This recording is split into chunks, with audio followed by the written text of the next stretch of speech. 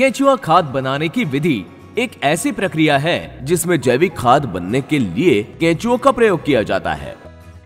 ये कार्बनिक अवशेष नाइट्रोजन, पोटेशियम, फास्फोरस और मैग्नीशियम जैसे पोषक तत्वों से भरपूर है, जिनका भोजन केंचुए करते हैं। केंचुओं द्वारा बनाई गई ये जैविक खाद फार्म यार्ड खाद की तुलना में पोषक उपलब्धता के मामले में बहुत ही समृद्ध है। केंचुआ खाद उत्पादन के लिए आवश्यकताएं। वर्मी कंपोस्ट के उत्पादन के लिए लाल केंचुए या अफ्रीकन लाल केंचुए का प्रयोग किया जाता है, क्योंकि उनमें उच्च गुणन दर, कम मृत्यु दर के साथ कम जीवन काल और बहुत अधिक मात्रा में भोजन की प्रकृति की विशेषताएं उपलब्ध हैं। अपघटित जैविक अपशिष्ट जैसे पशुमल, फसल अवशेष, सब्जी और फलों के छिलके, रसोई का कचरा आदि को चारे के रूप में इस्तेमाल किया जा सकता है। केंचुओं को धूप से बचाना चाहिए, इसीलिए केंचुआ खाद इकाइयों को छाया प्रदान करने की सलाह दी जाती है। केंचुआ खाद की तैयारी। इस खाद को बनाने के लिए 3 फीट चौड़ी, 2 फीट गहरी और उपयुक्त लंबाई की क्यारियां बनाई जानी चाहिए।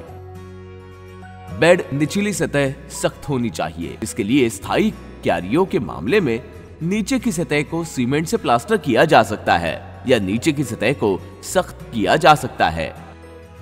गाय के गोबर के घोल के साथ जैविक खाद सामग्री जैसे पत्ती, सब्जी और फलों के छिलके, अन्य कृषि अवशेष, गोबर को क्यारियों में डाला जा सकता है। पहले घास को क्यारियों के तल पर फैलाकर उस पर गोबर फैलाना चाहिए। अन्य जैविक कचरे और गोबर को दूसरी परत के रूप में प्रत्येक परत को फैलाते हुए पानी छिड़क कर फैलाना चाहिए। सामग्री को विघटित और नरम बनाने के लिए क्यारियों पर 1 या 2 सप्ताह तक पानी का छिड़काव करना चाहिए। केंचुओं को अब इन अच्छी तरह से विघटित क्यारियों में छोड़ा जाना चाहिए। 1 मीटर चौड़े, 1 मीटर लंबे और 2 फीट ऊंचे वाले क्यारी के लिए लगभग 1 किलोग्राम केंचुओं की आवश्यकता होती है। केंचुओं को छोड़ते समय क्यारियों को भी पलट देना चाहिए। केंचुओं को पक्षियों से बचाने के लिए और क्यारियों को नमी से बचाने के लिए क्यारियों को जूट के पुराने बोरों या धान के पुआल से ढक देना चाहिए।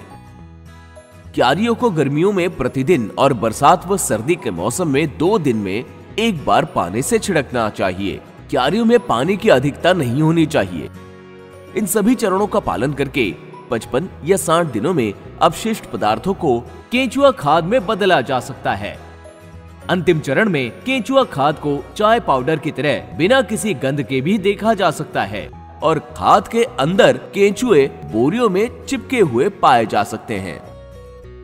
ये खाद तैयार होने का सूचक है। अब पानी की आपूर्ति बंद कर दी जानी चाहिए, जिससे केंचुए नीचे की परत में बस जाएंगे और केंचुआ खाद को निकाल लेना चाहिए।